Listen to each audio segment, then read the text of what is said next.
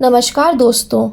आज हम आपको सुनाने जा रहे हैं गणेश जी और बूढ़ी माई की खीर की कहानी।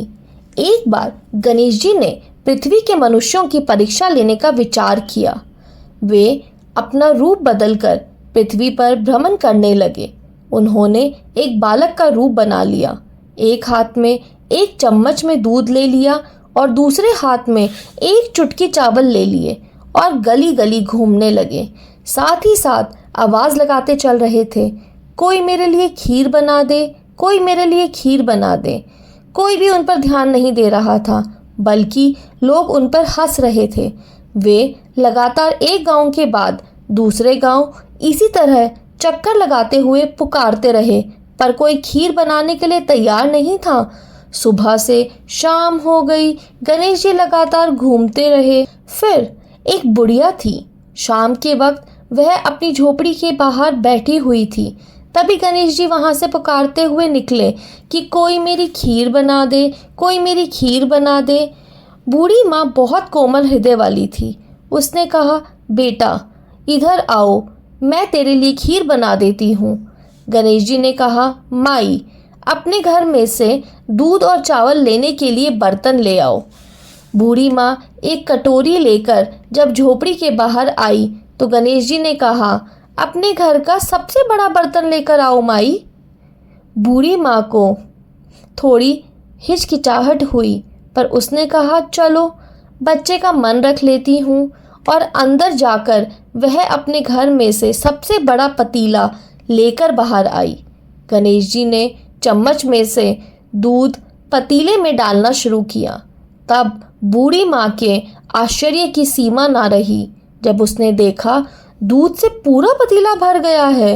एक के बाद एक वह बर्तन झोपड़ी से बाहर लाती गई और उसमें गणेश जी दूध भरते चले गए। इस तरह से घर के सारे बर्तन दूध से लबालब भर गए। गणेश जी भगवान ने बूढ़ी माई से कहा, मैं स्नान करके आता हूँ, तब तक तुम खीर बना लो, मैं वापस आकर खाऊंगा। बूढ़ी माई ने पूछा, मैं इतनी सारी खीर का क्या करूंगी? इस पर गणपति जी बोले, सारे गांव को दावत दे दो। बूढ़ी माँ ने बड़े प्यार से मन लगाकर खीर बनाई। खीर की भीनी भीनी मीठी मीठी खुशबू चारों दिशाओं में फैल गई। खीर बनाने के बाद वह हर घर में जाकर खीर खाने का न्योता देने लगी। लोग बूढ़ी माई पर हंस रहे थे, कह रहे थे, बुढ़िया के घर में खाने को दाना नहीं और यह सारे गांव को खीर खिलाने की दावत दे रही है। लोगों को कुतूहल हुआ और खीर की खुशबू से लोग खींचे चले आए। लो, सारा गांव बुढ़िया के घर में इकट्ठा हो गया। जब बूढ़ी माई की बहू को दावत की बात मालूम हुई, तब वह सबसे पहले वहां पहुंच गई। उसने खीर से भरे पतीलों को जब देखा तो उसके मुंह में पानी आ गया। उसे बड़ी ज़ोर से भूख लगी हुई थी। उसने एक कटोरी में खीर निकाली और दरवाजे के पीछे बैठकर खाने की तैयारी करने लगी। इसी बीच एक छींटा गिर गया और गणपति जी को भोग लग गया। गणपति जी तो प्रसन्न हो गए। अब पूरे गांव को खाने की दावत देकर बूढ़ी माई वापस अपने घर आई तो उसने देखा बालक वापस आ गया था। बूढ़ी माई ने कहा, बेटा खीर तैयार है, भोग लगा लो। गणपति जी बोले, माँ भोग तो लग चुका है, मेरा पेट पूरी तरह से भर गया है, मैं तृप्त हूँ, अब आप खा लो, अपने परिवार और गांव वालों को खिला दो।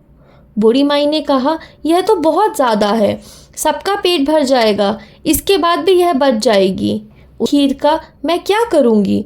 इस पर गणेश जी बोले, उस बची हुई खीर को रात में अपने घर के चारों कोनों में रख देना। और बूढ़ी माई ने ऐसा ही किया। जब सारा गांव जी भरकर खा चुका था, तब भी ढेर सारी खीर बच गई।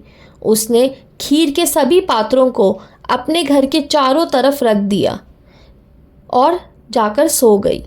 सुबह उठकर उसने क्या देखा? पतीलों में खीर के स्थान पर हीरे, मोती, जवाहरात भरे हुए हैं। वह बहुत खुश हुई। उसकी सारी दरिद्रता दूर हो गई थी और वह आराम से रहने लगी। उसने गणपति जी का एक भव्य मंदिर बनवाया और साथ में एक बड़ा सा तालाब भी खुदवाया। इस तरह उसका नाम दूर दूर तक प्रसिद्ध हो गया। उस जगह वार्षिक मेले लगने लगे। लोग गणेश जी की कृपा प्राप्त करने के लिए उस स्थान पर पूजा करने लगे और मान्यताएं मानने के लिए आने लगे। गणेश जी उस मंदिर में आए हुए सभी लोगों की मनोकामनाएं पूरी करने लगे। कहानी के अंत में वही मैं आज भी यही शुभकामनाएं दे रही हूँ। कहते को सुनते को, हुकारे भरते को। जैसी कृपा गणेश भगवान ने बूढ़ी माँ पर की, वैसी कृपा हम सब पर करना, हम सब पर करना।